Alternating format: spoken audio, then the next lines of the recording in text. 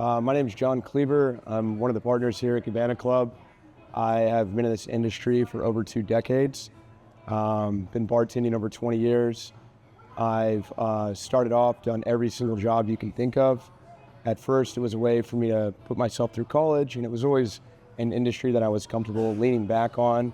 After I got my degree, I would still moonlight on the weekends as a bartender, and the more I stayed in the corporate realm, the more I missed the hospitality world and the relationships that I'd built and the interactions you have with customers. And so, after COVID, I just decided, I think I need to be a lifer. I need to do this as my career. It's something that I'm passionate about. I always have been. So here we are. A couple years later, a couple bars later, and this is it. I'm a lifer now. So it's been a journey. It's been a fun journey, a rewarding one, a tough one. But I've met some of the best people I could have possibly ever established those relationships, friendships with throughout that journey. So I'm grateful for it, and it's been working out so far, so I'm pretty happy about it. I think as far as the transition from, as a guy, it's going to be from a door guy to a barback to a bartender to a manager to an owner. And every one of those is a big step. I will say this, from management to ownership is a very giant leap, and you have to be ready to have some scary times in your life and weather the storm, because it's going to come. It's not a matter of if, it's when. And if you really do love this industry, you have to, because when those challenges arise, it's going to be tough, and you're going to have to make some sacrifices in life in order to get to that next step. But it's very rewarding once it happens, but you got to be fully committed. I wouldn't go in half-heartedly. I'd say if you've been bartending or been a manager and you're thinking about, you really have to do a self-evaluation and make sure that this is what you want, because it's going to take up every bit of your life and then some. My talent, there's always been faster bartenders. There's definitely better craft bartenders. I'm a people person. I really enjoy engaging with people. I really do care about my staff and the people that I surround myself with that are on this journey with me.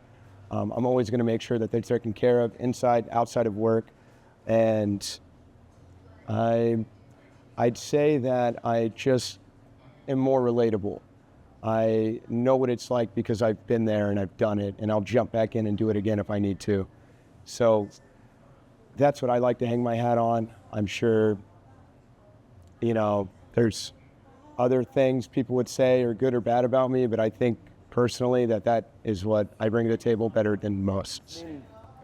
There's some good owners that maybe didn't have to go through all of the steps to get where they are, and they do great. They have successful businesses, they're thriving, their staff is happy. I can only speak from my experience that I have done every job in the building, and even as a manager, if something happens in one of the bathrooms or there's a water leak, anything like that, I'm the first one to go jump on it and take care of it. You never get to a level where you're not ready to get your hands dirty. So I can always fall back on that, and I think when you lead by example and you're willing to do the dirty jobs as they come along, people notice that, and they're going to work as hard as they can, because there is that level of respect both ways. And that's what I've always strived to have with people that I've worked with in this industry. It's a huge undertaking to open up a business, and it's kind of like a marriage, and you need to get involved with people that are good in areas that you are not good at. I'm a bar guy. We have a coffee bar here. I did not know anything about coffee, but my business partner, James, took me under his wing, showed me. I probably don't have the best latte in town, but it's something that I've strived to understand his world, and then he has reached out and understand more of the liquor and the bar side of it. Our other partner, Scott, he's a wizard with dealing with the city, fermenting, getting things done. And then our partner, Maddie, he's been a rock star in Vegas for a couple decades, so him coming here and adding that element. He does our VIP, hospitality, event booking. Where one of us is weak, somebody else shines. And I think it's really important that you have that team to where you guys can help each other out and between everybody involved, you know, there's nothing you can't conquer. I've worked in Houston, College Station. It's just a little bit more personal, and I've met some incredible bartenders in other cities. I've learned a lot from them, but there's just this kind of keeping it weird vibe that we have here that carries over. It starts behind the bar with the staff and the camaraderie, but it carries over the bar into the patrons and the experience that they're receiving when they come in. And it's not really something you can replicate. It just kind of happens more organically here than it does at other places. And that's what's kept me here in Austin. I love this city. I was born here. I've been here most of my life. And, you know, I'll probably live out my days here and die here. And I've seen it evolve. You know, I remember the dot-com bubble back in the late 90s. And I've seen the recession, COVID, everything. And it's always still kind of had this edgy, fun, you know, you can go out pretty much dressed however you want and get into any bar. You don't have to go home and change, put a jacket or a tie on. And so I kind of like that laid back personality that it has and the acceptance and the welcomeness to kind of everybody. Not that it's not fun to go out in another city at a really nice bar or club and get all dressed up, but it's nice to know that you can just kind of go wing it and do that if you want to without having to revolve your entire evening around it. I'm really excited to be hosting SpeedRailz this year. I've been following you guys for about 2 years now, and I've seen your growth and evolution, and I'm honored that you guys were wanting to host it here when we started talking about it.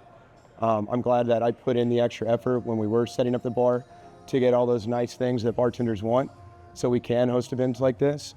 And I'm just really looking forward to watching them all throw down.